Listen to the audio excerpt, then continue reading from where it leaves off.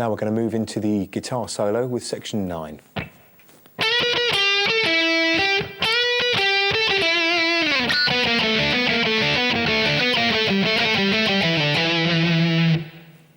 Okay, we're starting on the 14th fret of the G string, bend that up a whole step. Okay, hold that bend and re-pick it twice more. Quite staccato really. Then down to the 12th fret of the G string, 14th, 14th of the D string, 12th of the G. Similar move here, 14th fret of the G string, up a whole step. Re-pick that. 12th fret of the G, 14th. Then a couple of quick grace notes, well one really, it's the 12th fret of the G string, quickly picking over to the 14th fret of the D string. I'll just do that once more. That slides down. We've got a repetitive kind of blues scale pattern here. Now it's the 7th fret of the G string, that's a slight pinch harmonic.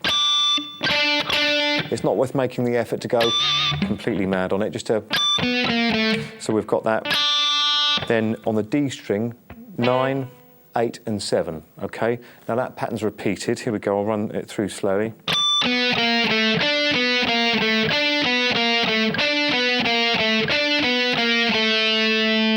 Okay, only the first hit on that 7th fret of the G is a pinch harmonic. After that little move, we're going over to the 10th fret of the A string. Back over to the 7th on the D. Another grace note here, 8th note of the D, pulling off to the 7th.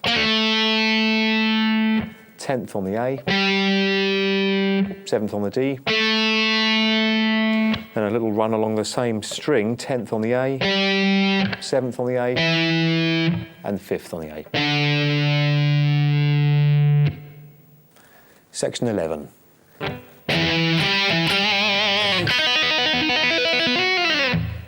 Okay, 7th fret on the A string, 5th on the D, back to the 7th on the A, 5th on the D, dig in with a bit of vibrato this time, and slide that down.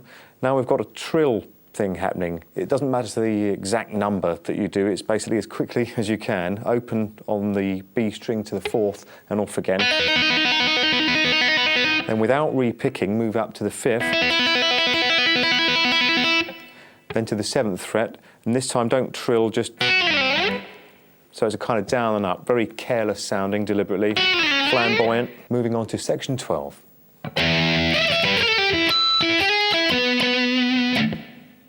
Okay, start nice and easy, low E string open. Then the 15th fret of the B string, which is bent up a whole step. 12th fret of the top E. And then, because this is kind of a pentatonic-y scale, Gary's hit the 12th fret of the top E and the B together. So you've got this. Okay. Then the 15th fret of the G string, pulling off to the 14th, then the 12th. 14th fret of the D. 14th fret of the G, there's a pinch harmonic here, which is probably just one of those things that happened that day, but... So find the right place. To my ear, it's about an octave above. So then to the 14th fret of the D. Grace note hammer on from the 12th fret of the G string to the 13th. Very Clapton style lick here. 14th fret of the D string. Then the 14th fret of the A string twice. And to finish, there's a kind of dead hit on those really the A and D strings, I suppose. Doesn't really matter. Just one of those things where he would have gone ready for the next phrase.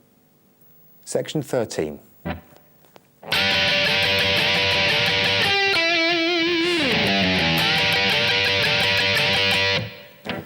Okay, there's a triple stop lick here, almost like a country lick.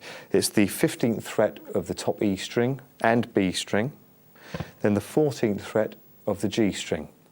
Now this is hit with all downstrokes really, just for the attack. So you hit all three together and then bend the G string there at the 14th fret up a whole tone. So So you've got the bend in, then you hold that there and do 2 more re-picks of that bend. And that move is repeated 4 times, so it fills the whole bar like this. But try and get the bends in tune, as I didn't at the beginning there. Okay, moving on to the 12th fret of the G string, and the 14th fret of the D, bit of vibrato, a slide down, and a quick throwaway 3-2 open on the low E string. Not that easy to stick in there because we're jumping back up to the same bar really, same.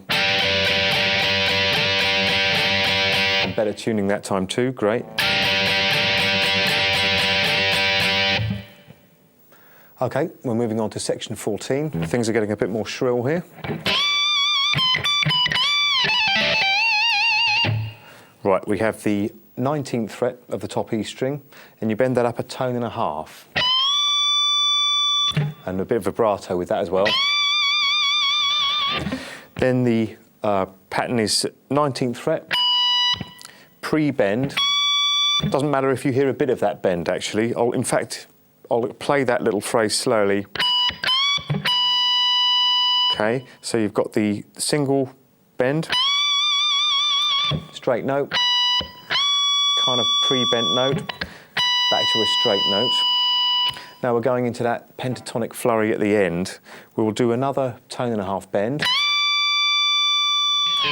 And then we have 17th fret on the top E, hammering onto 19, pulling back off to 17. 20 on the B string, pulling off to 17. 19 on the G. 17, skipping over the B string, 17 on the top E string. 20 on the B string, bend up a whole step, and then slide that down. Section 15.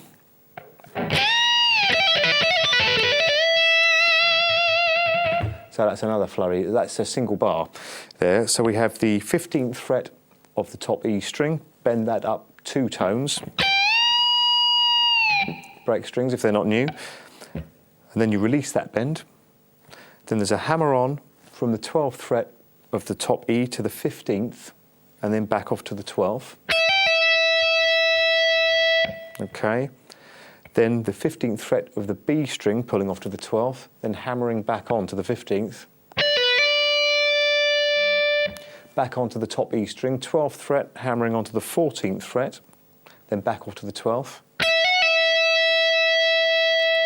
15th fret of the B string, pulling off to the 12th. Then the last part of the run is the 14th fret of the G string, 12th fret of the B string, hammering onto the 15th, 12th fret of the top E string, then the 15th fret of the B string, that's bent up a whole tone with some vibrato. So I'm going to recap that slowly because it's quite a quick phrase. It's the kind of thing that Gary would have played, and he may never really do it the same twice, but if you want to really nail it, here it is slowly.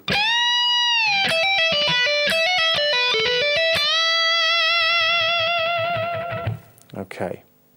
Section 16. Okay, another blues scale run. 12th fret on the top E, 15th fret on the B, 12th on the B, double pull off here, 15th fret of the G to the 14th, then the 12th.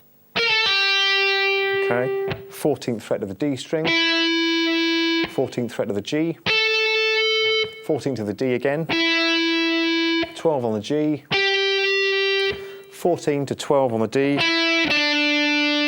14 on the A, then 12, 13, 14 on the A. And slide down.